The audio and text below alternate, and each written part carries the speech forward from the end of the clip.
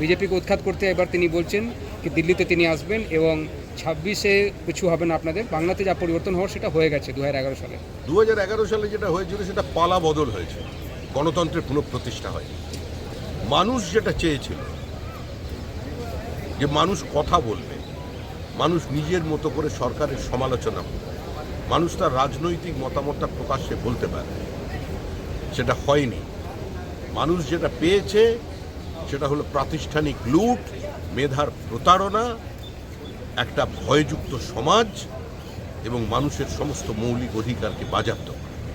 মানুষ এই পরিবর্তন চায়নি, তাই আসল পরিবর্তন হবে 2026 সালে।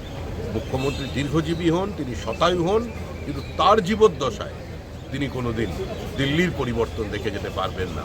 তবে হ্যাঁ, 26-এর পরে অনেকটা সময় পাবেন হাতে, তখন আর ওখানে ব্যস্ত থাকতে হবে না, তখন সারা দেশ একটা পলিটিক্যাল ট্যুরিজম তিনি চালিয়ে যেতে পারবেন। যেভাবে আক্রান্ত করা হচ্ছে বিজেপি শাসিত রাজ্যগুলিতে, সেটা নিয়ে রাজ্য জুড়ে আন্দোলনের ডাক দিলেন মমতা বন্দ্যোপাধ্যায় 27 জুলাই থেকে। 2018 সালে উর্দু নয়, বাংলার শিক্ষক চেয়ে যখন দাড়িভিটের ছেলেরা আন্দোলন করছিল, তখন তাপস প্রদীপকে গুলি করে মারার সময় বাংলা ভাষার কথা মনে পড়েনি? বিপ্লবের বুকে গুলি লাগার সময় বাংলার কথা মনে পড়েনি? তাদের মৃতদেহ দুটো আজকেও তাদের পরিবার মাটিতে পুঁতে রেখে দিয়েছে, এখনো দাহ সংস্কার করেনি।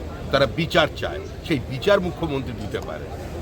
বাংলাদেশে তো সব লোক বাংলায় কথা বলে, তাহলে সব বাংলাদেশিকে ঢুকিয়ে দিতে হবে পশ্চিমবঙ্গে? ধর্মশালা নাকি? দেশের আভ্যন্তরীণ নিরাপত্তাকে তৃণমূল কংগ্রেস কম্প্রোমাইজ করছে।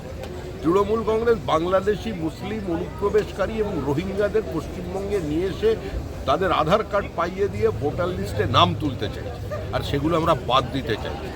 বাংলার মানুষ এই চক্রান্তকে, এই ভোটের ভিন্ন রাজনীতিকে মেনে নেবে না। মানুষ ঐক্যবদ্ধ, তৃণমূলকে বিসর্জন দেবেই, কিন্তু পশ্চিমবঙ্গকে পশ্চিম বাংলাদেশ বানাতে দেবে না।